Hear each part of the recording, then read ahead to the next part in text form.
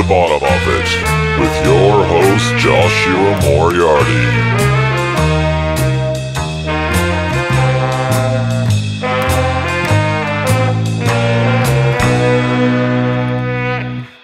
Hello, welcome back to The Bottom of It with me, your host, Joshua Moriarty. I've changed. I went through a transitional period. I was Josh, now I'm Joshua. I've gotten a little more growing up, try to sound a little more sophisticated. I feel like it makes me sound like a hip composer guy. So there you go. Don't.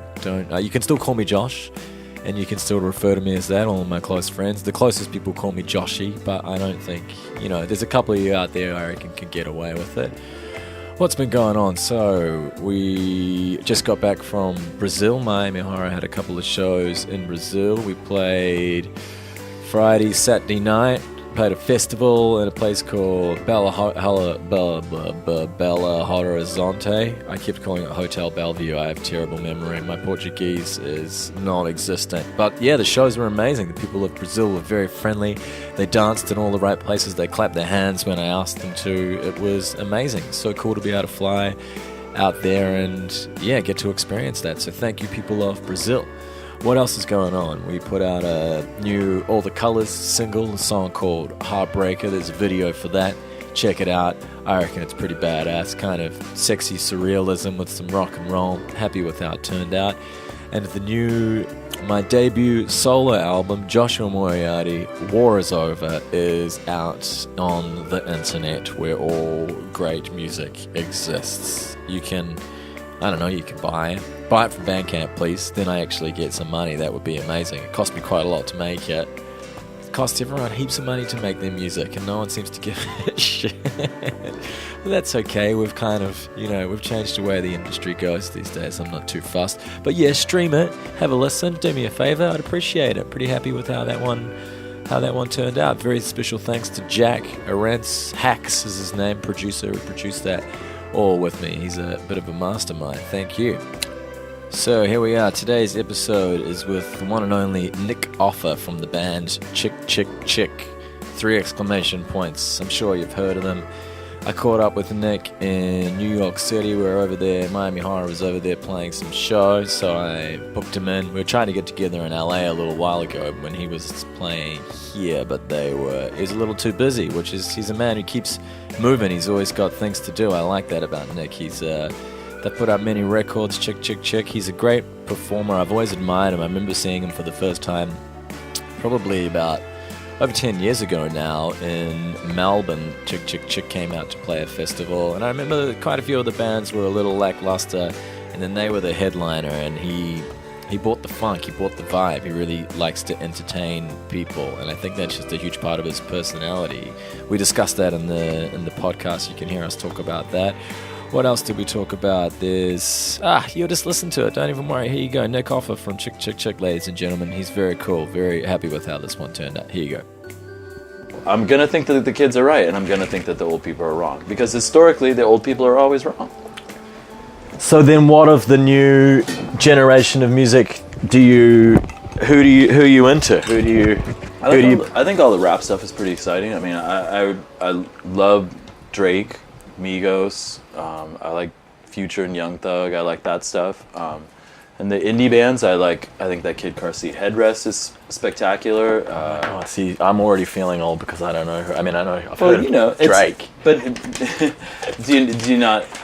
Have you not heard him? Or I know Drake. Yeah. You can't. I mean, he's huge. You can't avoid him. Yeah. He's up there. But I mean, Drake has had an incredible run. Drake changed to the whole sound, and he's stayed relevant. He's had a few dips, and but he's always comes back. There's some amazing thing where the mainstream now pinches from the best underground before the best underground's even happened. Yeah, and makes it mainstream. Which is always an exciting reverse engineering. Yeah, I don't know. Which happens sometimes, and is when it becomes exciting. I mean, I feel like when we were first making music and we were making underground music, we felt like the underground was boring and the mainstream was exciting. When the band started, it was when Timbaland reigned hip hop and Daft Punk was really popular, and so we thought that those artists were more exciting than whatever Pavement was doing that year. Or whatever, Yes. you know, and not to slam Pavement, but at that point, Pavement had got boring and wasn't registering. Pavement was the alternative, but Yes. they were boring. I you know? completely agree. Whereas like you would turn on just the radio and it would be like these insane beats that just sounded, you know, that sounded esoteric and it sounded experimental. And I think it's kind of back to that moment again, and it is pretty exciting. So that's when I feel like mainstream pop is really exciting. Because you were in a punk band early on. Yeah. And then I guess being in a punk band was kind of, if you look at it now, at that point in time, maybe was the most obvious, easy thing to kind of be doing. So then you did a punk rock thing by starting a dance band. Yeah. Yeah. Yeah, it was pretty much like, I mean, we kind of like... Because you exhaust the it just seemed like, I mean, I think really the seed for Chk Chk Chk was planted. I can point to lots of little things that were like the spark, but I definitely remember I you know, my punk band was called the Yamos, and I remember we played this 3-day punk fest, and we had to play last. We were headlining, but we were like, yeah, great. Yeah, the cursed headlines. 3-day punk fest, like, and so the idea was just like, man, who's gonna want to hear fucking punk after 3 days of punk? So we're like, well, let's just open with James Brown's Sex Machine, which, you know, it's as played out in bar band as it is now, to us as 21-year-old punks, it was this like raw, sweaty thing that wasn't played out, you know, and that's a punk rock thing to do. And we played it, and the fucking place went nuts, you know, and so that was kind of like, yeah, and so that kind of stayed in the mind until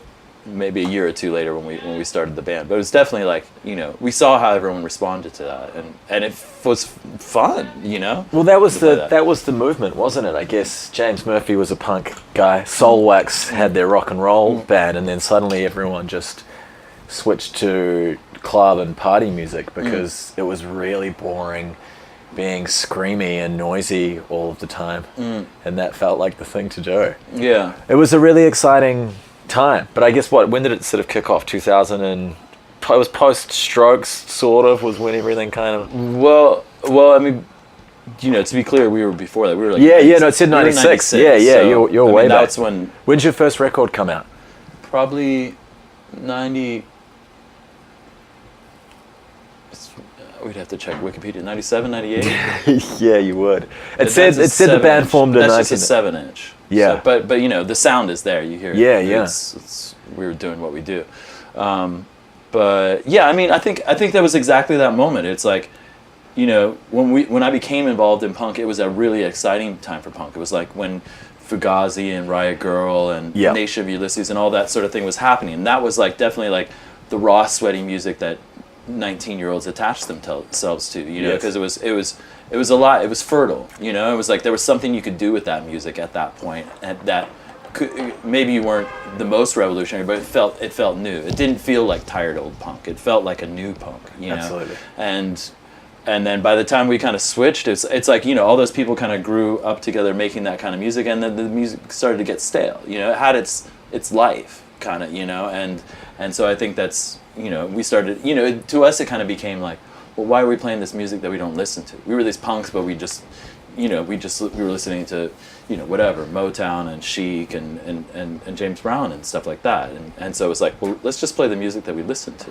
So, and I think that's kind of like, you know, always that, you know, even with the SoundCloud rappers that are happening now, they're like, well, I like this, you know, this other, you know, I like Papa Roach and this emo stuff, so I'm gonna make my rap like that. Like, why not? You know, this is what I actually like. Is that happening? Yeah, that's happening. So what, new metal inspired? Yeah, there's definitely some of those kids like Papa Roach and stuff like that. Like if you listen to that one song, it's on the radio now, like, who's it, Lil Uzi Vert, like, all my friends are dead, push me to the edge. I mean, it's Linkin Park. It sounds like Linkin Park. I mean, just straight up. So that's coming back? And it sounds fresh on the radio. Wow. It does. It's like, you know, it sounds like, wow, this is, you know, it's a slight variation on all the other stuff. The beat sounds pretty similar to the things that have been happening, but the chorus comes, you're like, whoa, okay. It's interesting, you know? Well, I guess kids wouldn't even... It's kind of like dubstep was the new metal. It felt like it was heavy, grindy. And I suppose there is always a place for big riffs. Mm-hmm. There's always a place for big riffs. Yeah, and whatever. Justice was kind of the same. Yeah. It was rock and roll. It's like if you're a kid. It's like you're juiced up with hormones. You're angry. Yeah, you're ready to You're go. on an energy drink. You're on a pill. It's like you want music that's. I mean, that's where I can't connect to a lot of that kind of younger stuff. Is like, and actually, I don't really care for the Little Uzi Vert song. I like a lot of his songs, but not that one. But I don't have that kind of anger and hormones, and that's why I don't connect to that kind of punk anymore either. It doesn't, that energy doesn't. Yeah, so as you get older, you don't have to say it's crap. You just have to say I don't really connect. Yeah, exactly. Yeah, but I would never dismiss it. It's like I would never dismiss any genre of music. I mean, the history books always tell as well. You don't really know what is a smash or is going to be the thing that sticks around. Yeah. I think it's just the proliferation of a particular sound or style that happens so quickly that I find a little bit boring. That's all. Suddenly every song's got the Diplo, Skrillex vocal sound pitched up, and it just moves, the trends move so fast now. Yeah. It's almost... But I guess that's always happened. It was the same... It's on I know what you're saying. Everything in the world is on a faster track now. Or whatever. And, and that's... But, that means it's just replaced quicker and there's something else, I think to be in touch with what's going on, you have to be willing to switch pretty quickly, because it does switch. It's born, it lives, it dies. And then there's some... And you're like... it's always that thing. I always have thought that people kind of get interested in whatever subculture of music when they're in high school, college, and that music dies. You either keep buying, back when people bought albums, you keep buying those albums by those bands who are... Yeah, you buy the new Foo Fighters album. Yeah, and you're not as satisfied with it as you are the old one. Because they're not as good as they were. Yeah, but so, and you don't just go buy, the new Sheer Mag record or whatever, whoever the new rock band is. You don't try and figure out what the new genre is that's happening. It might mean that you have to switch from alternative to hip hop, because hip hop is actually where it's fertile at that point. And then you're buying those hip hop records and they become boring. You have to switch over to rock. It's like you have to kind of switch to where it's fertile, because it's like music never dies, just the genres do. Yeah, that's very, very true. Has all of this, you talk about it being influenced at that time by the bands, you're listening to Chic or listening to Daft Punk, is that the new artists influence your latest record? Anyone in particular, or any? How many? So who writes in your band? It's everyone writes because we all jam together. Mm-hmm. But doing the main songwriters are me and Raphael and Mario, and we do a lot of the work away from the band, just at home. Yeah. So that's like, it's certainly all over the record.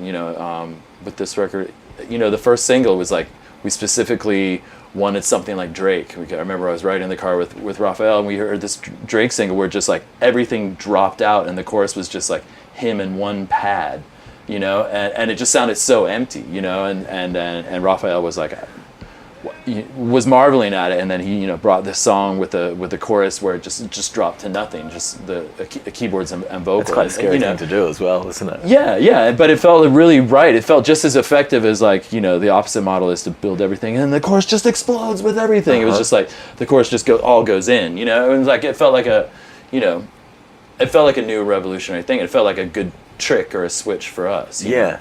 But we were listening to a lot of Moody Man on this record.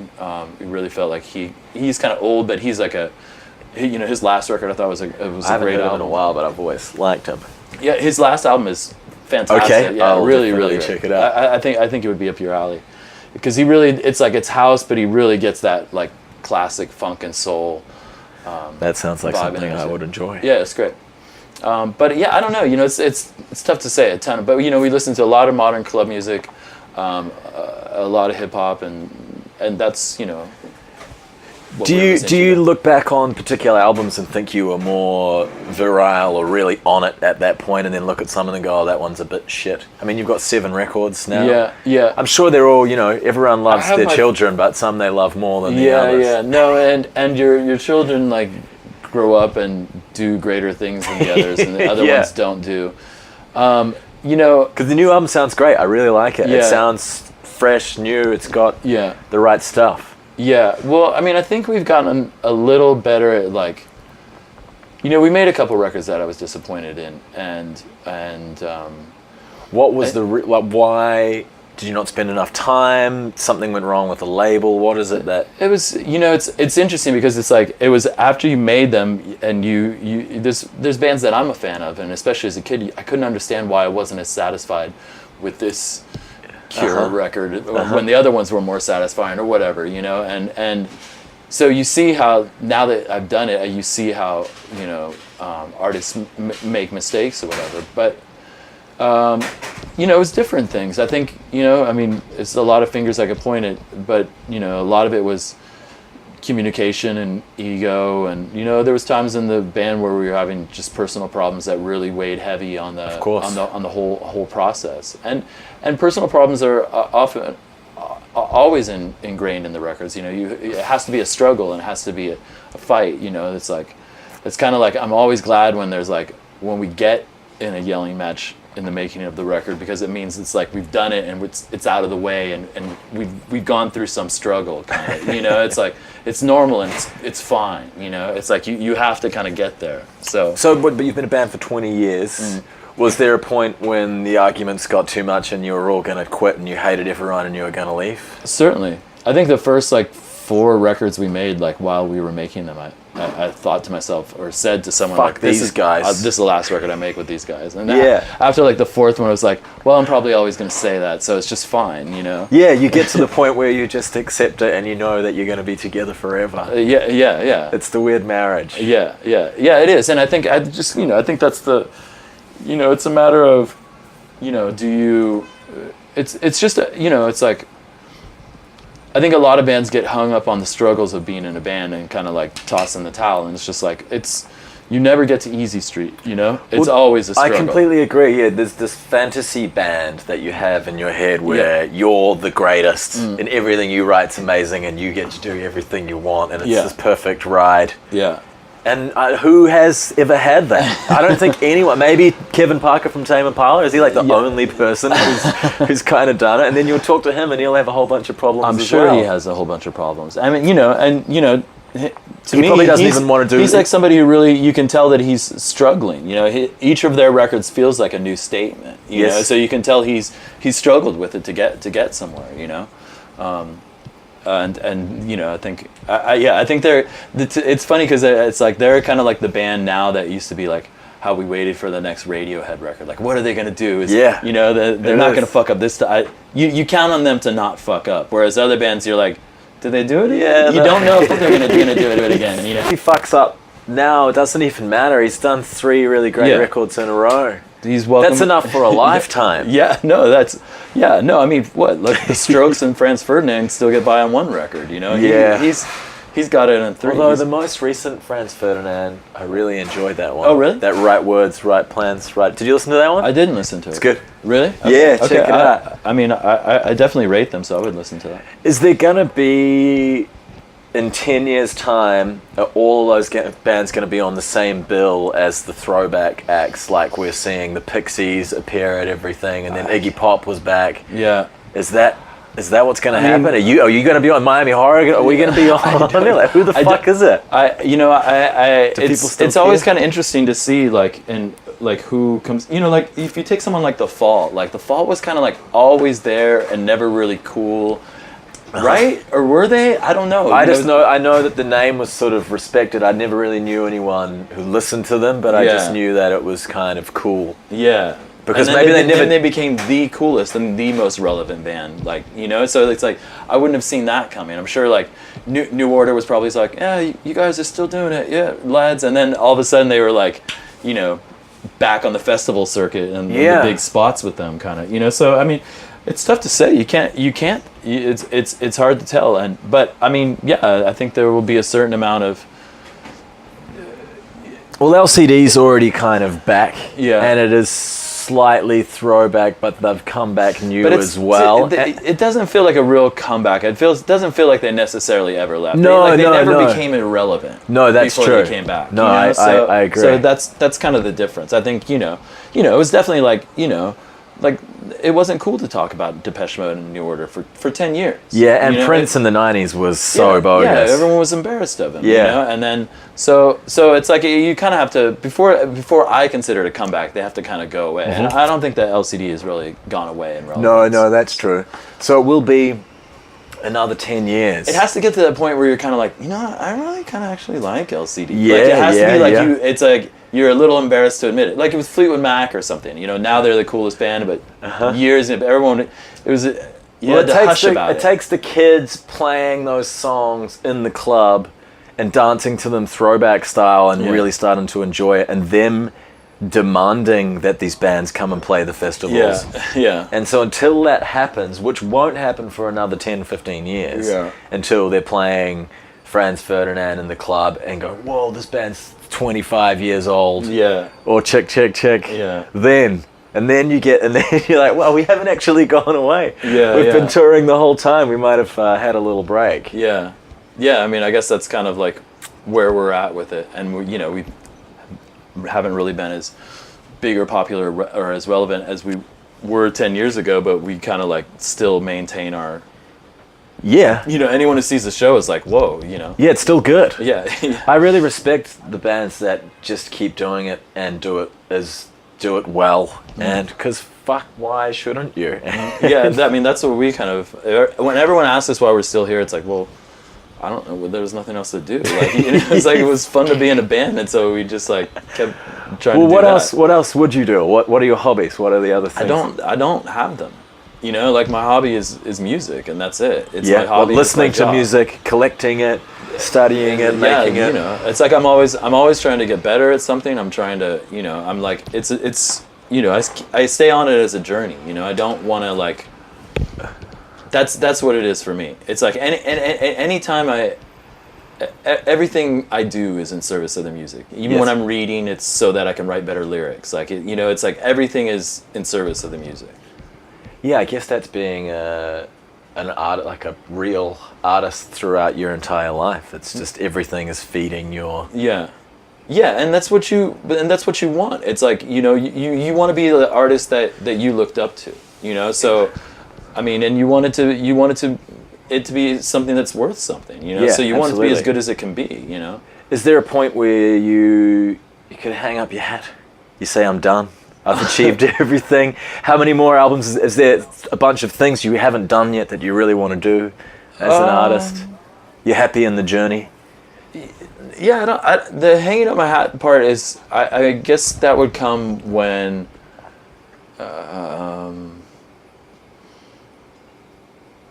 I don't know yet. I don't know yet what would make me do it. I guess I thought if my records were shitty, but I don't think that they are. I think that they're good. No, I think that I'm as proud of these as I ever was. So I think if it I don't know. It would have to stop being fun. It would have to be unsatisfying. That's what would make me hang up my hat. Yeah, but you'd still. I think some people can't as well, wouldn't you? There'd still be another artistic venture that you'd probably switch to. Maybe you start writing, or you start painting, or you teach, or something like that. Something like that. Yeah. But I never know what that other thing is. Yeah.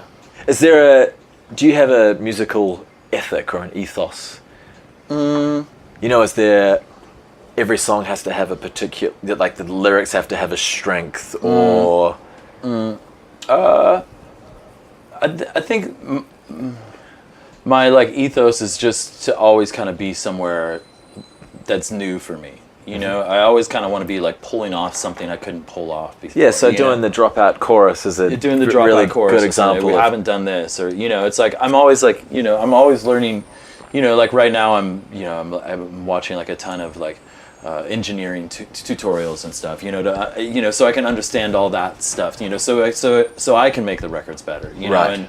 And I'm always like learning to do drum machine or something, or I'm studying somebody else's songs or something, so that I can somehow learned one tiny little trick that throws my songwriting off balance. You know.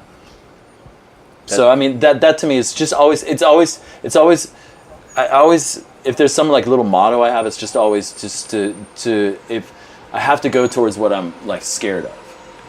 You know, it's That's like if I'm scared of it, then I know that's the right thing to do. Like a lot of times I would even, like let's say if I was like trying to decide what to do on a Saturday night, I kind of would go to the thing I knew was scarier to me.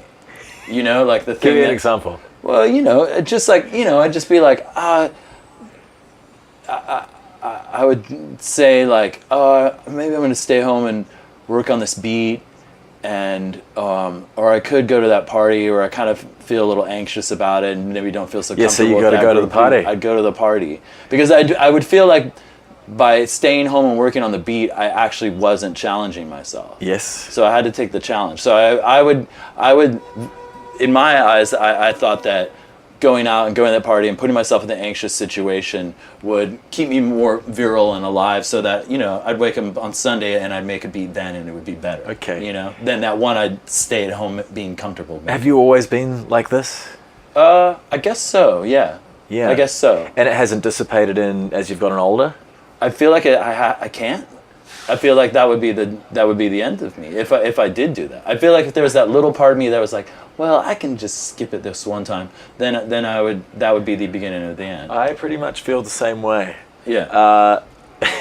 Yeah, I know what you mean, because that's what makes you feel alive. Yeah. And it's sometimes doing something dangerous, not always particularly risky, You but don't have just to like ride naked on the back of a motorcycle. No, but it no. just has to be in the area that's tricky for you. Yes. You know what's I think there's even one of the quotes of from David Bowie about where creativity is like you have to be like in the water where your feet can just barely touch the floor, and just your head's just kind of bobbing above. You don't have to read a book like 10 times out of your depth, just a little above your depth, and then you keep there. At that one point, you'll be able to read that book 10 times out of your depth that you couldn't have read. Yeah, you just keep dipping in.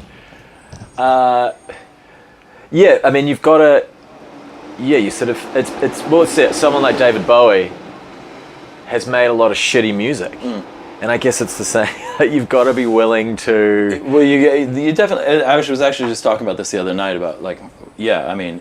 But I mean, whatever the case, everyone ends up making the shitty music someday. No, I mean that it's no disrespect. No one gets it. No, yeah. That's But no one gets away from that. I don't know how. But I feel like that will be that point where I make that shitty music is when I. But it doesn't mean that you can't. When I feel like I can skip on the scary thing. Yeah, and it doesn't mean you can't come back as well. It doesn't mean you can't come back. Yeah. Like I said, I mean, I have made records that I felt like have been somewhat disappointing, but I felt like, we came back. We and it was, and the thing was too was like those disappointing records, we learned a lot from. Yes, exactly. And we when we made those, like it made the next one better. There were things that we learned on those records that made the next one better. So I guess when we're living in a world of choice and what we're talking about, fast-paced, your mistakes can cost you losing fans or losing momentum, etc. But there's nothing you can really do about it. There's nothing you can do. You have to, Yeah. You got to hope that they like you. You've just got to. Well, you're live, and then you got to take your chances, and I think that everyone kind of respects chances. I think chances are still interesting, even when they fail a bit. Yeah, I agree. I think what's boring is no chance. You can see those bands that do that aren't taking any chances, that aren't pushing themselves, and that's really boring. Yes. What is it that you think musicians offer, or artists' music offers to society or the world? Are they changing lives? They're a bunch of selfish assholes. I think it's all of the above. Both, yeah. I mean, it's certainly John Lennon was a selfish asshole who changed a lot of people's lives. Wow. So it's not one or the other. Necessarily. But I think it can be anything. It's And I think it's so many different things. I think at the end of the day, it's entertainment for everyone. I think you can hear the most, beautiful political protest song, but if it's not catchy, it's not really going to make much of a difference, because it is entertainment. But, and that may just be the moment. I think in this moment in time, I think there may have been a time when protest songs that said something really relevant but weren't catchy were useful. But I think at this time and in this age of social media and stuff, I don't think that an uncatchy protest song is necessary. Yeah. Who's doing that? Has someone done one? An uncatchy protest song? I don't think so. I don't think there has been many of them because no one's figured out how to do it now. It's like it was such a thing in the 60s. I mean, honestly, I think the most political music that I've heard in the last couple of years would probably be like Kendrick's records. Yes. And he does them in a way that feels totally different than other political statements of the past years. Like they're so much more personal and abstract. It's not like a Rage Against the Machine or a Bob Dylan record. No, absolutely. It's really his voice and his eye. And I think that's why they have been relevant to the world because they say things in a different light, rather than just like, just the typical protest things that you could say. I could write, war is bad and Donald Trump is an asshole, but it wouldn't necessarily be. Is that what's going to happen? It wouldn't be useful. Is that going to happen now? Are the people going to be doing that? I mean, I would think so because it's all anyone talks about. So I would think that somebody would find a way to write about it in a relevant way. I haven't figured it out personally, but no, I don't quite know how to do it. It's just like it's like there's so many opinions and there's so much of it, and it almost feels like maybe music feels better as a break from that, Yeah, because it's this. As escapism, we're constantly absolutely. just watching the Trump show, and it just feels like. I turned it off. Yeah, did you? Yeah. Also, I just don't go on Facebook. Yeah. And I don't read the news. Yeah. And I just stay out in this nice world, and I meet humans day to day, and I find people are quite good. Right. Yeah. Yeah. For the most part, human beings are actually okay. When you stop looking at the bad news and you just meet people. Yeah. You have a humanity in common, always. Yeah. And everyone understands family and all of those ideas. So. Yeah. And I think it's much kind of easier on the online world to just look at everyone as heroes or villains, and when you meet someone face to face, you can can take their good and bad. You realize that human beings are there's such a multitude of emotions and feelings, and we all have friends that are assholes, but they're our asshole. Yeah. No, I think I might be the asshole and they love me, Right. Could be you. Yeah. I've always enjoyed you as a frontman. You've always got the vibe. What is it that you do? It's the same as the ethos. Is there a person, a frontman who's inspired you? What do you want your audiences to feel? Or just it's just in you and you can't help but move. It's all of the above. I always just was like, singing in front of the mirror as a kid, and like. Who are you guys? Morrissey?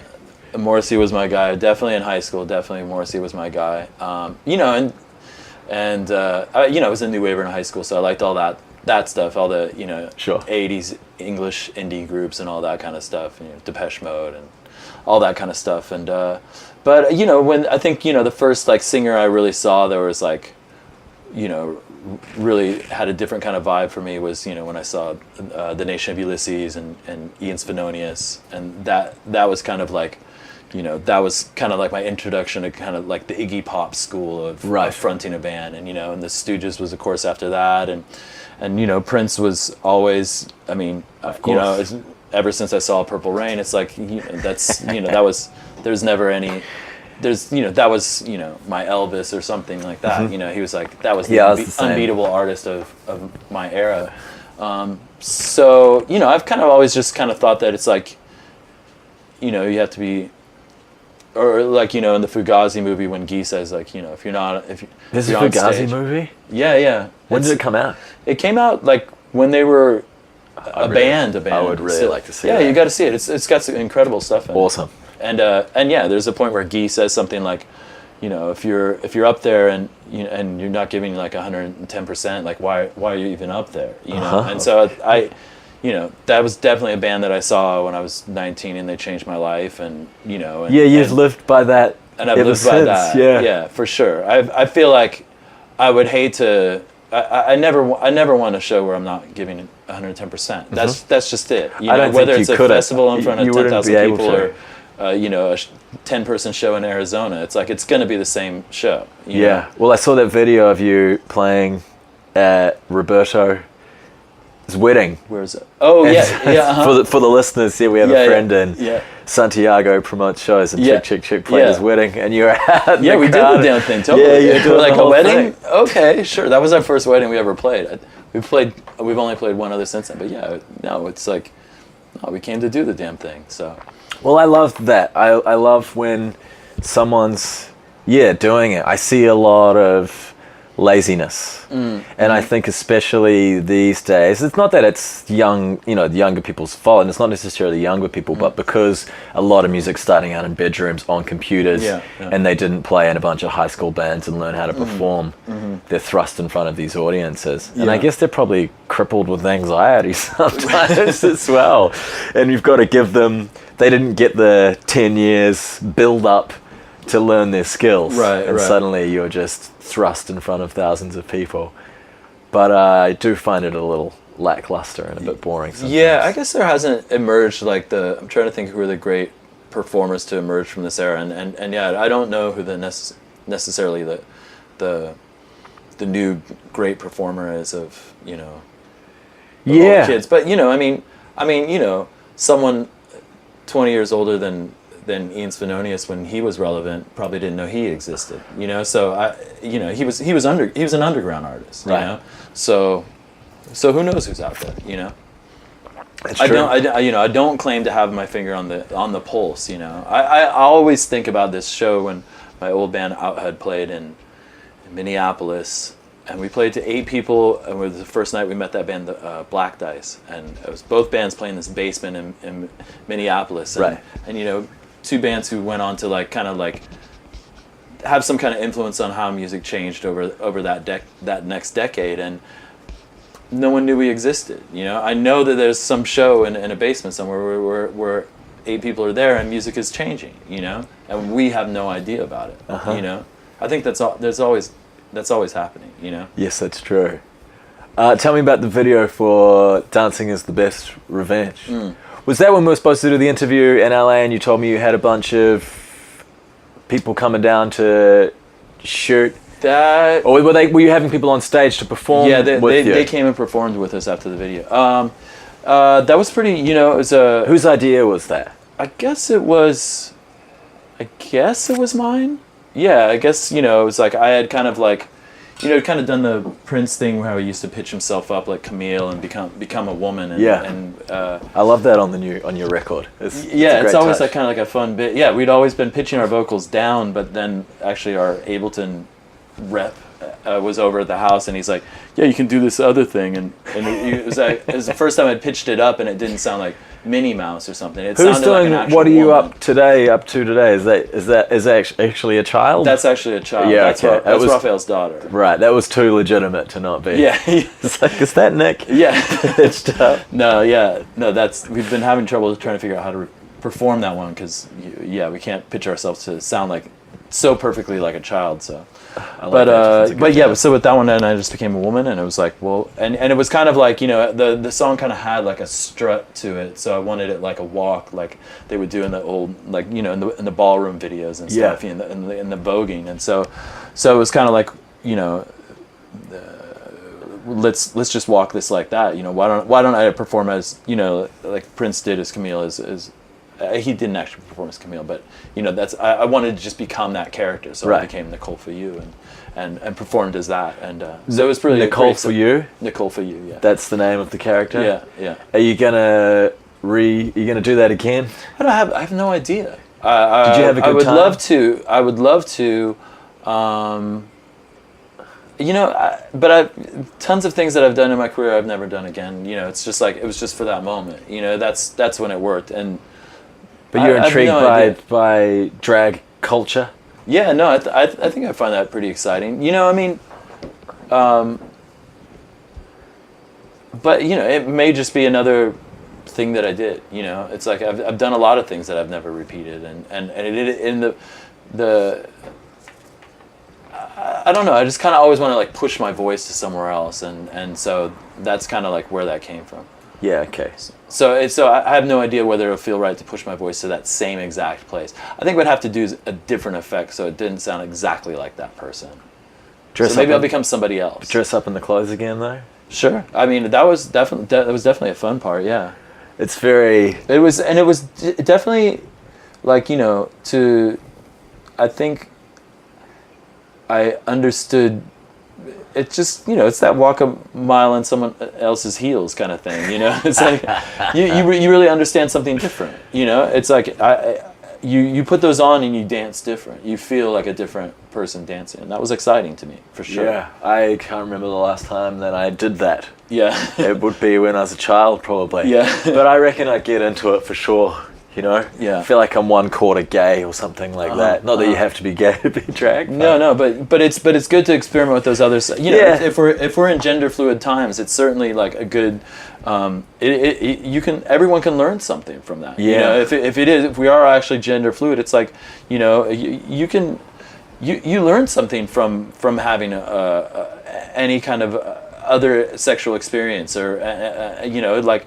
Anyone who's never kissed another man should kiss another man. If you've never done that, you should absolutely do that. Well, that's the thing that you may be afraid of. We're talking about facing something that's a fear. Yeah. Dip a tongue in, not a toe in the water. And it's like a lot of my straight friends are like, yeah, I got no problem with it. But I wouldn't put a dick in my mouth. It's like, put a dick in your mouth. It's just a fucking dick. Like you really would learn something. Like. Get some cum on your face. Like, see what it's like. It's a different thing. You can learn something from that, Well, I think and I think that it's because I think that I'm always kind of waiting for that next moment. It's like when you think about the '60s and free love. Yes. That was like it's impossible for us to know how shocking that was. But to the parents of that generation, yeah, it would have been terrifying. Well, and I think slightly alarmed for the kids myself, just with some of the music and the words that I. Yeah, and I'm 34 and I don't have any children. Yeah, and it is. It's like going through an interesting moment now. It's like 10 years ago you couldn't in rap you couldn't admit that you ate pussy, and now all rap is about eating pussy. And there's a lot, and and of course there's a lot more homophobia in hip hop, and now that's kind of like there's a lot of guys kind of pushing that in that direction. It feels like.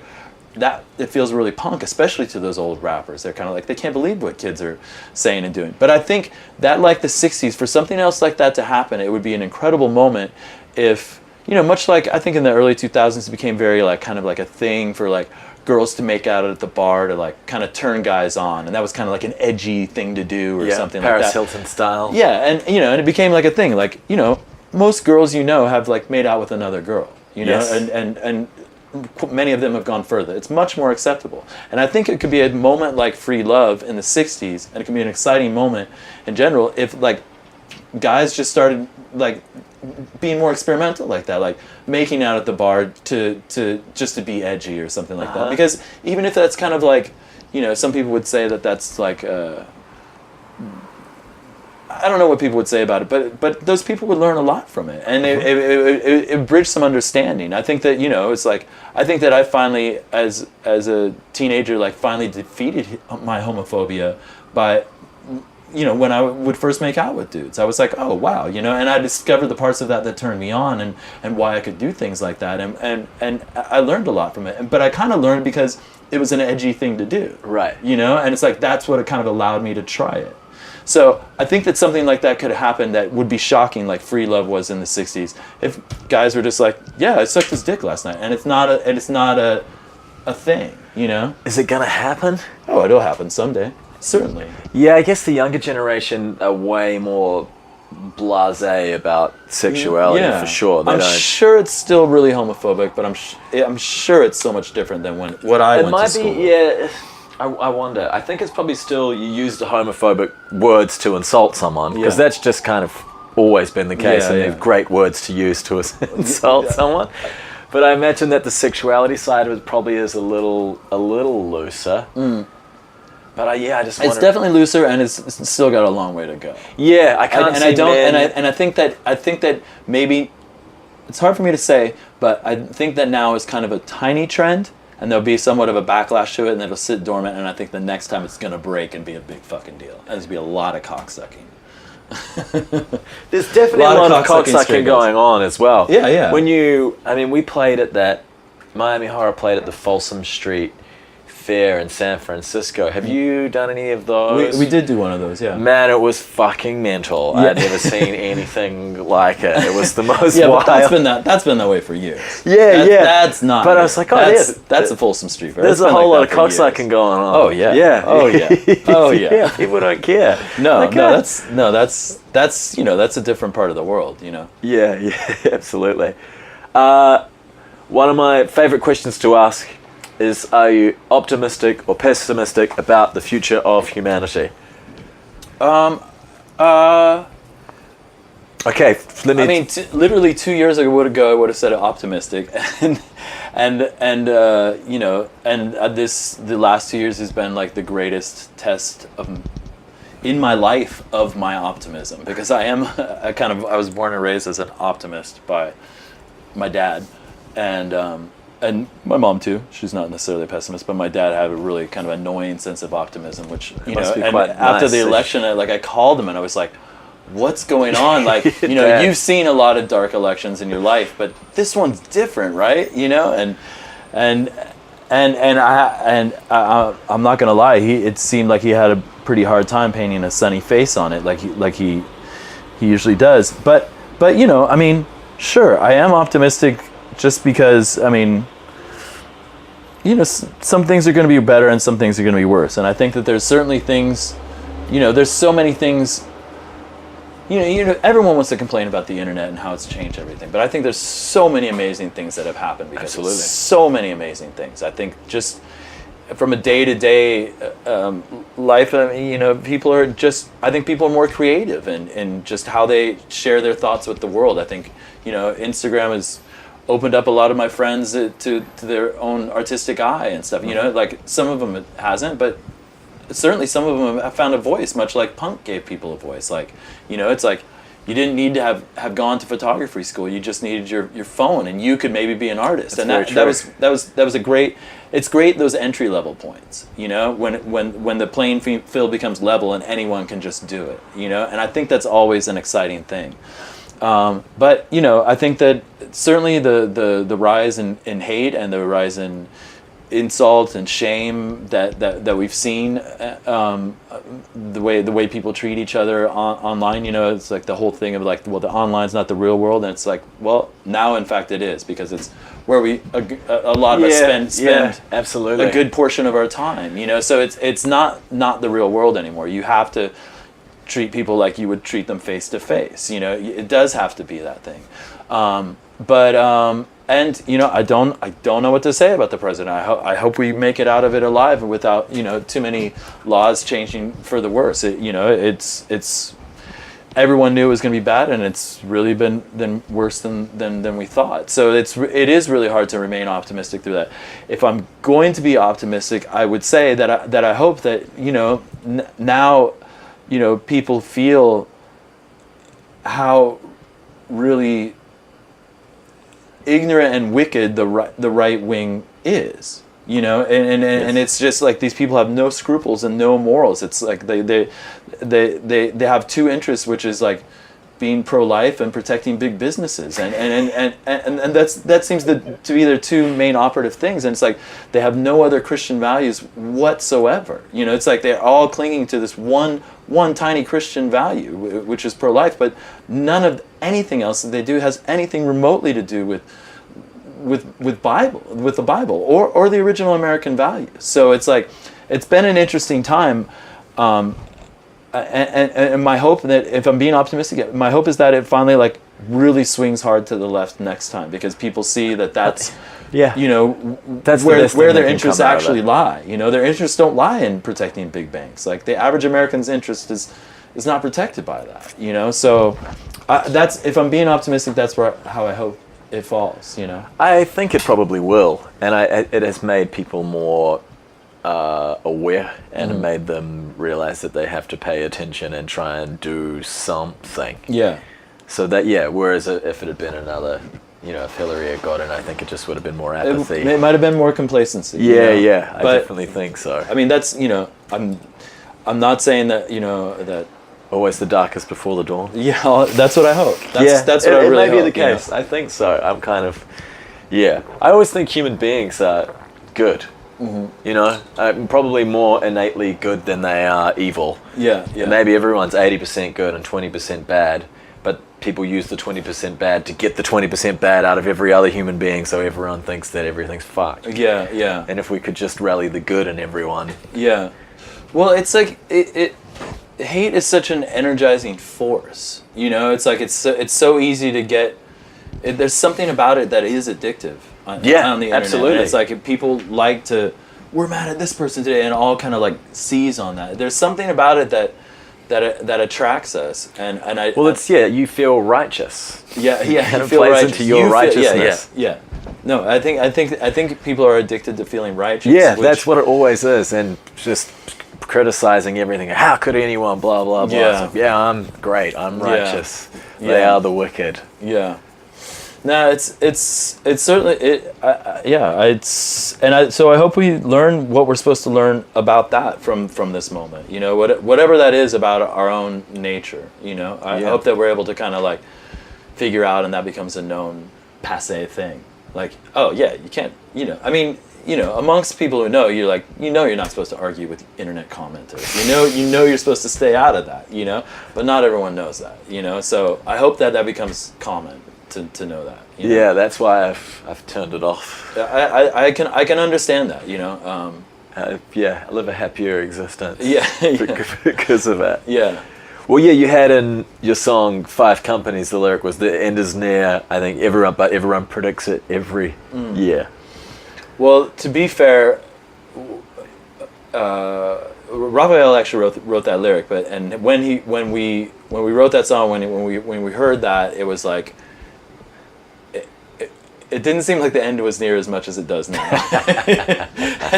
and we played that song actually on election night, and because we were playing the show that night, right. And it was like, oh boy, like this is gonna feel different now, and but we've had to kind of stick to that lyric and feel like, well, let's hope that we can still be optimistic, Of course. I mean, is it any different to Bush? Is it that much different? Yeah. I guess so. I mean, I was here, yeah. Yeah. It's absolutely different. I observed that one from the other side of the world. So. Yeah. No, I know that. Yeah. I mean, I lived through those years too, and Bush seemed like a madman, but nah, it's absolutely different. It's absolutely different. 100%. No, you can't. It's totally different. The emotions that it stirred up, and the hate, and the blatant disregard for it just seems like he has no American values. It seems like Bush at least kind of like held to these kind of Christian values and held to these kind of American values, and it just doesn't seem like Donald has those I feel like all, if George Bush was your high school buddy, you'd go, he's an asshole, but I still love him. Yeah. But I think Donald, so too. Donald Trump, would not be you'd friends like, with. That guy's a fucking prick. Yeah, he's just a prick. If he was in a restaurant next to you, you'd be like, who's this fucking guy? Yeah, like this he's just a bad guy. Yeah, and that's just tragic. That's tragic that 5-year-olds are seeing this as like a model of like this is the ultimate American or something. It's like that's really, that to me is a tragic thing. Because 5-year-olds are people's parents are raising them like that. So I think that is really sad because it doesn't treat anyone how you should treat anyone. No, just it doesn't. It's just, especially after Obama as well. It's crazy because he was just so good at being a human being. Totally. He was like Obama's like the guy at school that everybody liked. Like, all the jocks and the weirdos all liked Obama. He's like Ferris Bueller or something. He's fucking cool. And Donald was just like even Stephen Miller. We were talking about him. Is that he really feels like somebody that we went to high school. Who's Stephen Miller? He's somebody in his cabinet, right. and he's just like he's probably my age, and he's like exactly like with conservative guys that I argued with in high school, like the guys who just like kind of like, you know, tried to be shitty, you know, and like they love being shitty. They think shitty. it's cool to support being an asshole and ripping off the poor and go, well, if they didn't earn it and all those, just like those really fucking boring excuses. There is a big culture of that all around the world, and that's really what's getting fired up, and that's like something that was different during the Bush era. There wasn't so much an outlet for all those people, you know, and now those people can harass, and it's ugly. It's so much uglier, you know. It is totally different. So I don't think that you know. Whereas like Trump tries to fire those people up, you know. Bush didn't want that, you know. It's so like, what do we do? Like Bush was the guy, like, you disagree with him, but at least you thought he was like, you know, good enough guy, you know. I guess so. Well, what do we do? What do people do? I don't know yet. I really don't. And literally, you know, it's like something that I discuss often, you know, and I you know, and I vacillate like you between like turning off the internet and then wanting to be informed, and I've had to, you know, and feeling like that's the least I can do. I mean, you know, I went to the protests that I could go to, and I don't even like going to protests, but I fucking went, you know. I felt like I have to do something, you know, and I don't. So I don't know, you know. I mean, my political acts before were always just to kind of like put beauty into the world. That's how I felt like I could challenge it. But it doesn't feel like a good Chk Chk Chk record is really putting a dent in all the evil that's happening, you know. Like, so I don't know. I think that, you know,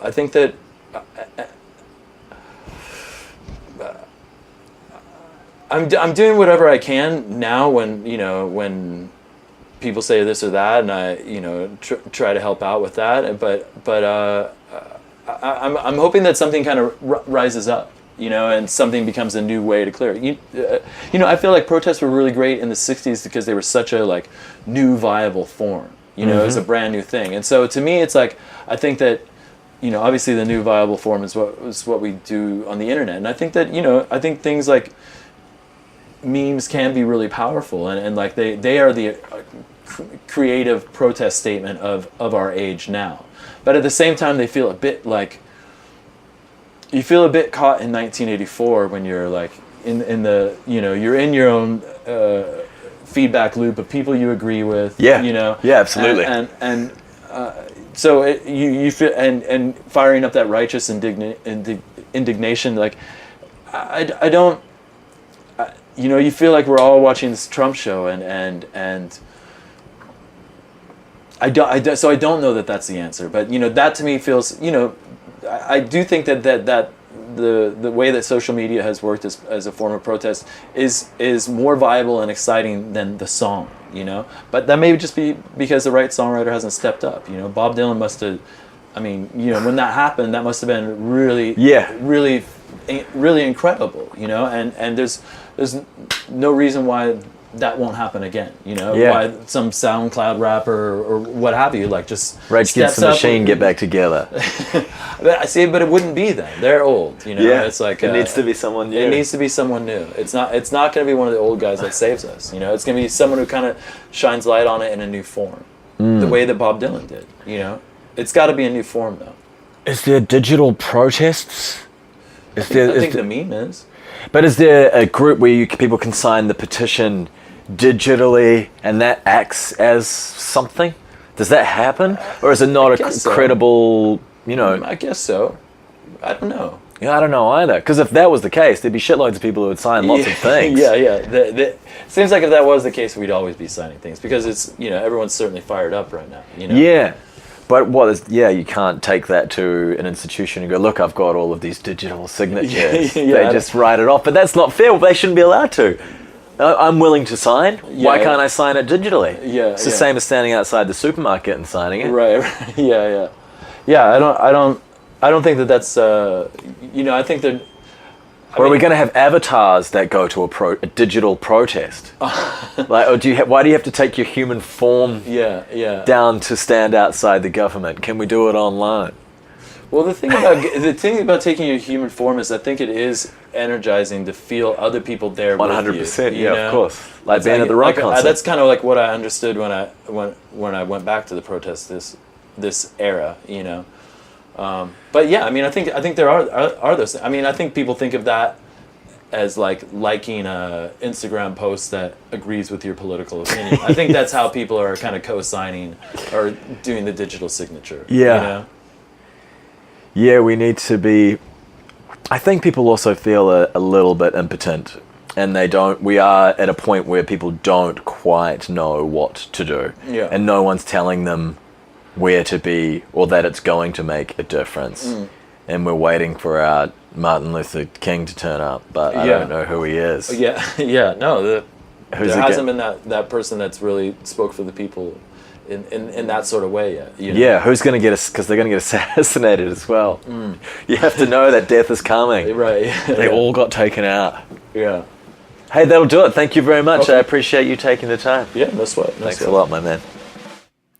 Yeah, it was a real pleasure to sit down with Nic. He's a guy I've admired for a while, and I haven't really, had a good opportunity to chat with him. It was nice to sit down. I like his positive attitude and his positive outlook. He makes me, I don't know, a lot of things I agree with, and a man who's been doing it for a long time, and I like to see that. I like people who are still committed to the cause and are making art because it's just in them that they have to do it. If you haven't heard it, check out the new Chk Chk Chk record, Shake The Shudder. A couple of my favorite jams on that album are What Are You Up Today? It's What Are You Up Today, not What Are You Up To Today. That was the one we're talking about where the guy in the band's daughter's singing it. And then there's a song called NRGQ, which I really like. There's the single, Dancing Is the Best Revenge. Check out the video to that. Have a listen to Chk Chk Chk if you haven't in a while. Even if you haven't before, if you have, you should. They're a great band. I really, really like those guys. Cool, thank you for tuning in. Oh man, I'm bloody worn out. Sorry. Don't mind me if I sound a little half asleep. I still love you all, okay? And I'll be back next month. It's a monthly thing at the moment, so yeah, back next month. I got a very special podcast for you next month. You take care. See you later.